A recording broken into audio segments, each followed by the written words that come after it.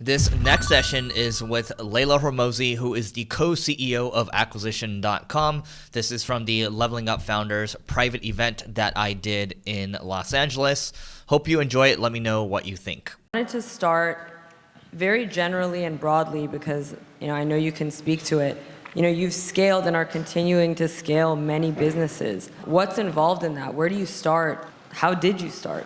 So how did I start, I think is where I'll go with that, which is, I think a lot of people are like, what was the formal training? Like, what did you learn to be able to do what you did now and all that stuff? And honestly, there wasn't like some course or some book or anything like that at all. It was just going in and doing it. And I think that's actually what stops a lot of people is they think, I have to have like some formal training or I don't know how to scale a business. Well, the secret is you don't really know until you try. And I think one of the best quotes I've ever heard is Ben Horowitz. He talks about, he's like, nothing prepares you for being a CEO other than being a CEO.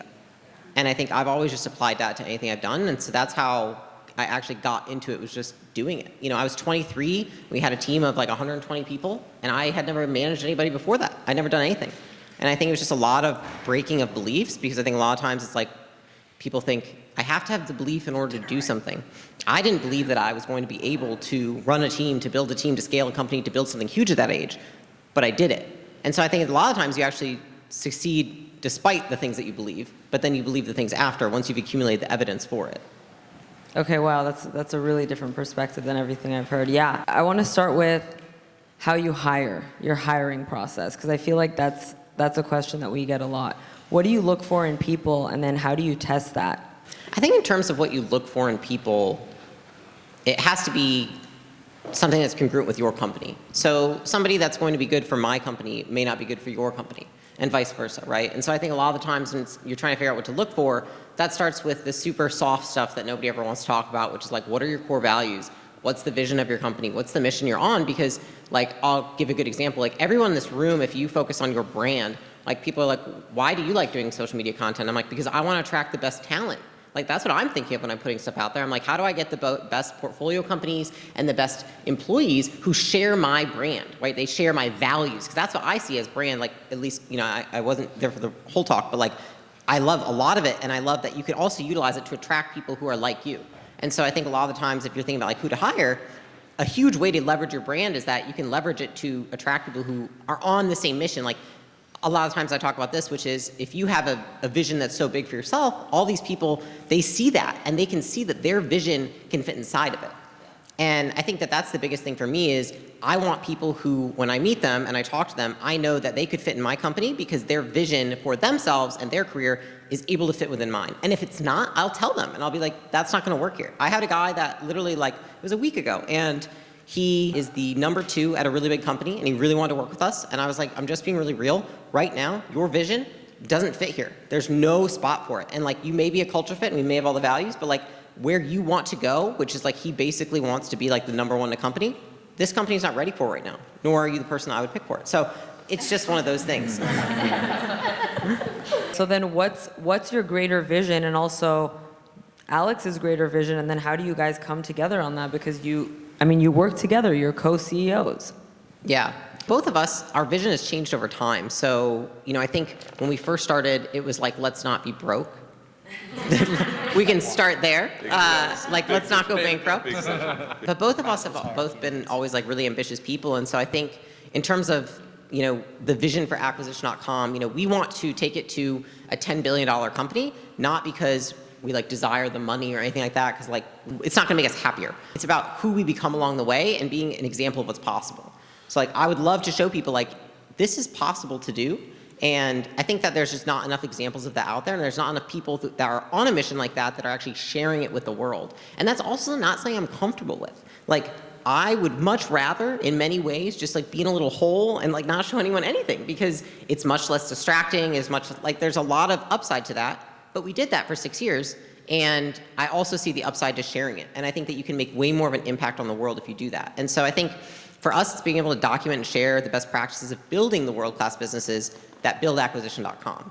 And I think that a lot of that probably stemmed from we had so much pain in building our first 3 businesses together. And it was at a point where, yeah, there's courses and there's groups and things like that, but I feel honestly, all the real stuff that how it actually feels and what it actually takes and the really hard, boring shit that you have to do, I feel people don't talk about that. They're just like Lambos and cars and all that stuff, and that's just not what it actually is to run a business. And so I think showing the other side and normalizing the fact that it's okay for business to be stressful and hard, and it's still worth it.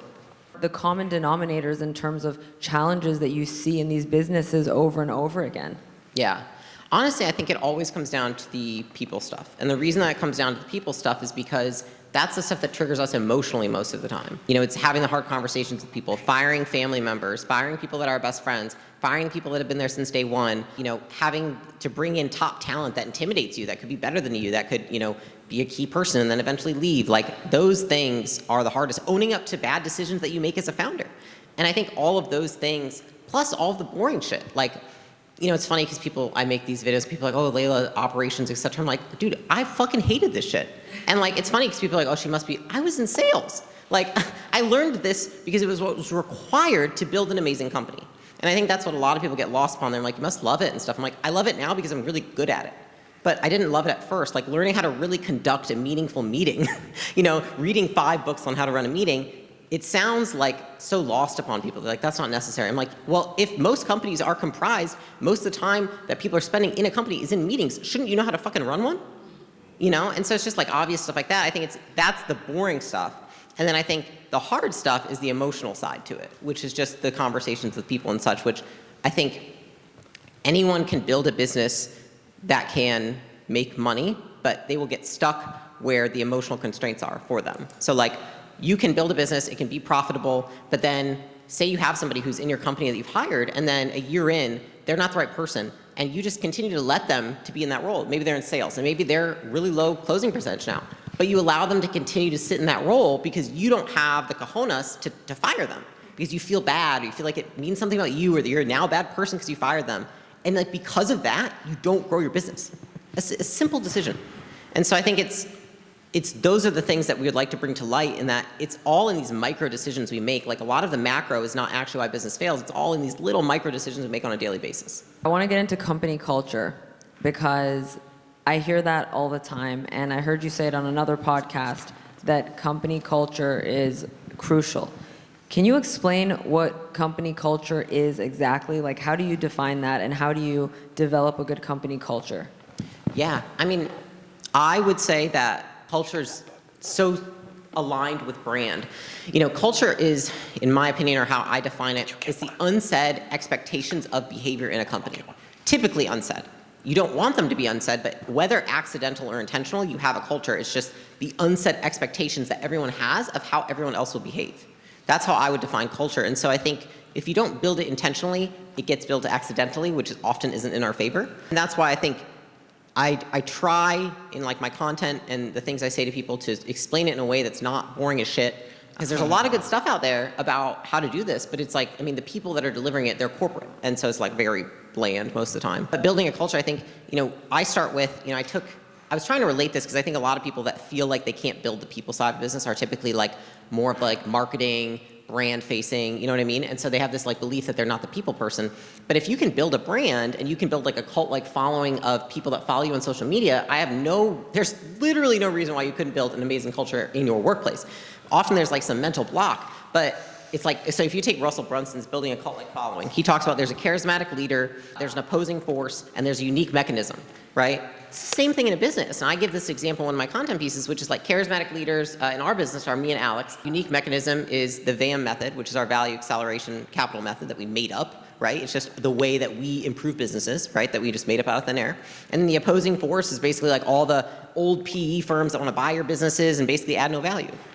And so it's like, if you can build that, then you will also, it's the same way that you would attract followers. You'll attract people that want to work for you that are of the same culture because they have the same values, because they align with those 3 pieces, if that makes sense. Do you think culture is more important than talent? Yeah. Yeah, I do. How so? Yeah. Sometimes the most talented people, if they don't align with the culture, then that means they don't make good decisions. Because values are in your culture, right? The values are essentially like what you use to describe your culture. Those are also decision-making filters. And so if somebody else comes in and very smart, very talented, have tons of experience, but they use different decision-making filters, then when you delegate something to that person, then they're going to make different decisions than you would. And so it's probably not going to align with what you want for the company. So they can be super smart, super experienced, but if they make poor decisions, then that's worse for your company than any amount of talent could make up for. What are your priorities when building a company? I think that priorities are always going to lead back to the vision, right? So you've got the vision for your company, which is, what is ideal state 5 years from now? Or maybe if you can't think 5 years from now, maybe it's 3 years from now, right? As far out as you can think. There's no right or wrong. When people are like, you need your 5 or 10 year vision. It's like, fuck that. As far out as you can think, what does ideal state for that look like? And then when you bring it down a little, you're like, okay, that's ideal state. I've described it. What does customer success look like then? What does my team look like then? What does technology look like then? Like, what are we strong in? What are the things that we're doing? And then you bring it back down, you're like, what's our mission? Which is like, in one sentence, describe what you do as a company, which is probably the hardest part. But that's distilling the vision down into a sentence. And then from there, you say, okay, now if I'm looking for the next 12 months, what can I do realistically to get to that 5-year vision, right? And then you're going to write down, you're going to say, I'm going to limit myself to 3 to 5 things. And then you're going to bring that down even further and say, okay, now what of those 12-month goals can I get done in the next quarter? And I'm going to break that down, and that's what I'm going to focus on. And that's what would be the priorities that I would focus on. So like on a daily basis, like Alex, you could show the back of your phone. It's got his quarterly priorities. Mine, I have on my computer my quarterly priorities. And we're just checking the boxes. And so it's always top of mind. And so that's how we prioritize, is it literally goes from the vision to the 5-year, to the 1 year, to the 1 quarter. To your phones. To our phones, yeah. All right, so that's it for this session. Hope you enjoyed it. If you are interested in learning more about the Leveling Up Founders private event, it's basically an annual thing where we gather the top founders and also the top speakers and ultimately just help each other grow our businesses faster. Last event was rated a 9.8 out of 10, and everyone said it was more so about the people. The speakers were amazing, but the people are even more amazing. So you can go to live.levelingup.com to learn more if you are interested, and we'll catch you later.